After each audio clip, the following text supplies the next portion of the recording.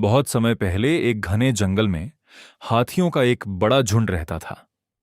उनका राजा एक विशाल और शानदार दांतों वाला हाथी था। वह अपने पूरे झुंड से बहुत प्रेम करता था। कुछ वर्षों तक उस क्षेत्र में बिल्कुल वर्षा नहीं हुई। भयंकर सूखा पड़ गया। नदियां, तालाब और झीलें सूख गईं। पानी की कमी के कारण पक्षी और जानवर मरने लगे। हाथियों की स्थिति भी बहुत खराब हो गई। उन्हें पीने के लिए पानी नहीं मिल रहा था। हाथियों के राजा को चिंता हुई। उसने सोचा कि यदि जल्द ही पानी नहीं मिला तो उसके कई साथी प्यास से मर जाएंगे। इसीलिए उसने अपने हाथियों को अलग अलग दिशाओं में पानी की खोज करने के लिए भेज दिया।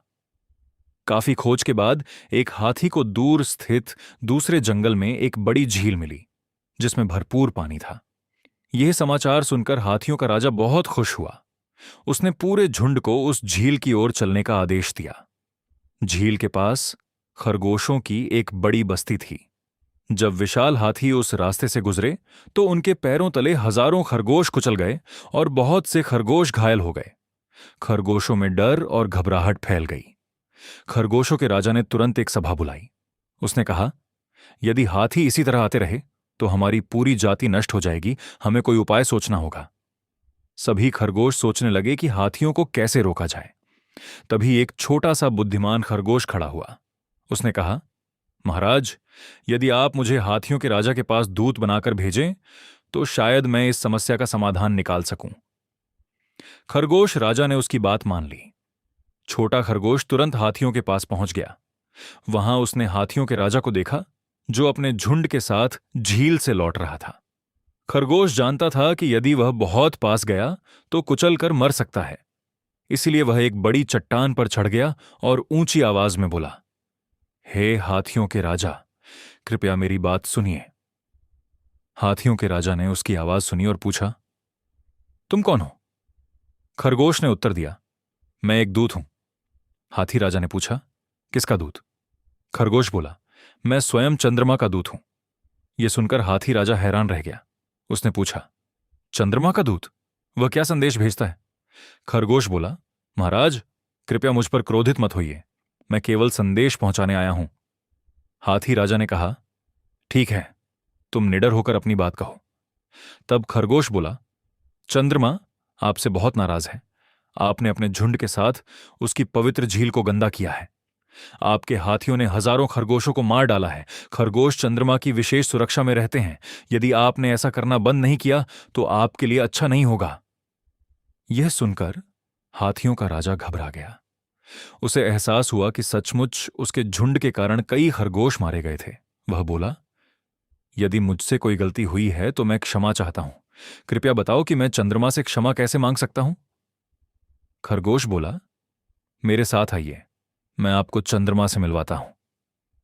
रात के समय खरगोश हाथी राजा को झील के किनारे ले गया। झील का पानी बिल्कुल शांत था। आसमान में पूर्णिमा का चांद चमक रहा था और उसका प्रतिबिंब झील में साफ दिखाई दे रहा था। खरगोश ने झील की ओर इशारा करते हुए कहा, देखिए महाराज, वहां चंद्रमा उपस्थित है। हाथी राजा ने झील में देखा और उसे सचमुच लगा कि चंद्रमा पानी में बैठा है। वह चंद्रमा को प्रणाम करने के लिए झुका और अपनी सूंड पानी में डाल दी। जैसे ही उसने पानी को छुआ, पानी में लहरें उठ गईं और चंद्रमा का प्रतिबिंब हिलने लगा। खरगोश तुरंत बोला, महाराज, अब चंद्रमा पहले से भी अधिक क्रोधित हो गया है। हाथी राजा डर गया। उसने पूछा, मैंने क्या गलती कर दी? खरगोश बोला, आपने चंद्रमा की पवित्र झील को छूकर उसे परेशान कर दिया है। हाथी राजा ने शर्म से अपना सिर झुका लिया। उसने कहा, कृपया चंद्रमा से मेरी ओर से क्षमा मांगिए। मैं वचन देता हूं कि अब कभी भी मैं या मेरा झुंड इस झील को नहीं छुएगा और न ही किसी खरगोश को नुकसान पहुंचाएगा। इसके बाद हाथियों का पूरा झुंड वहां से चला गया। कुछ समय बाद वर्षा होने लगी। जंगल में फिर से पानी भर गया और हाथी खुशी से रहने लगे। उन्हें कभी यह पता ही नहीं चला कि एक छोटे से खरगोश ने अपनी बुद्धिमानी से उन्हें मूर्ख बना दिया था।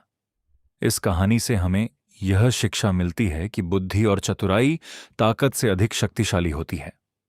समझदारी से बड़ी समस्या का समाधान निकाला जा सकता है। प्रिय विद्यार्थियों, आशा है कि आपको the lake of the moon की यह कहानी अच्छी लगी होगी।